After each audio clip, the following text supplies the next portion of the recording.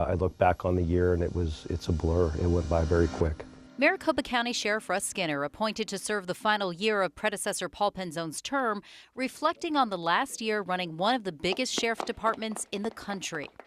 I don't look back and regret any minute of it. He wasn't ready to leave, but couldn't tamp down the attacks in his election campaign targeting his biggest weakness. You switched parties Correct. to qualify. Correct. So did the man who primaried you. That's correct. If you had done a better job pointing that out, would you have won? That was the attack on me. And even though I did bring it up on a few occasions relative to debates, it was never picked up on until after the primary or just before the primary. Then it was too late.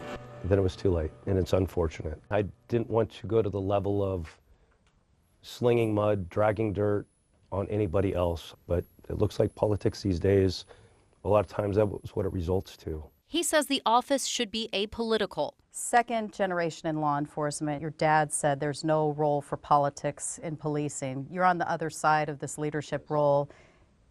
Do you think that's true? I believe it's 100% true, and I was not going to change who I was or let it define me differently. So at least my campaign, stayed true to who I was, stayed true to my roots. He is now forced to retire December 31st, losing a year and a half of banked earned pension through the department's deferred retirement option plan, or DROP, and that's after taking a 60% pay cut to promote to sheriff. What's next for you then? Going to take some time to spend with the family and certainly, unwind, detach a little bit. Am I done? I don't know. My wife always says if I drive her nuts, I'll be looking for another job because she'll be wanting me out of the house.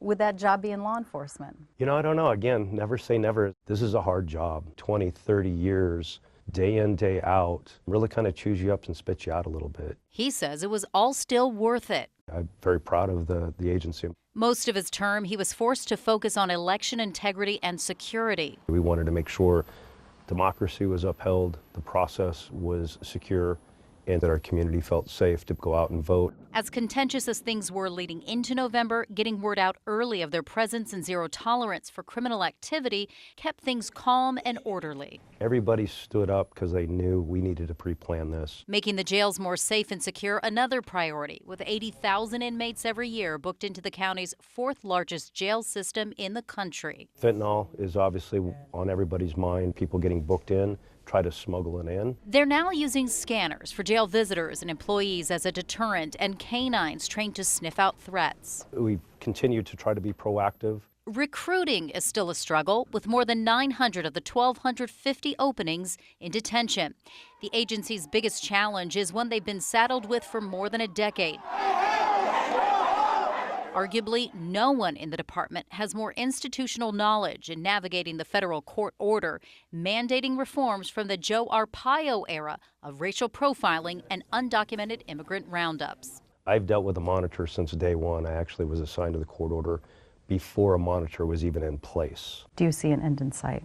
I think we're there. We just have to prove we're there. He says the department's been about 93% compliant with 200 mandates for the last 3 years.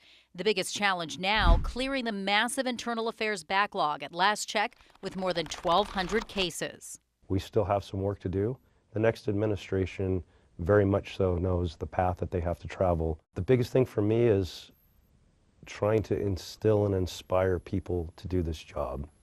I hope maybe my career may be a reflection of that. So he's leaving his law enforcement family, at least for now, all smiles, more than a career, a calling and a passion he hopes others can carry on. What you do means something. What you do defines your impact on this community, and what you do defines this agency.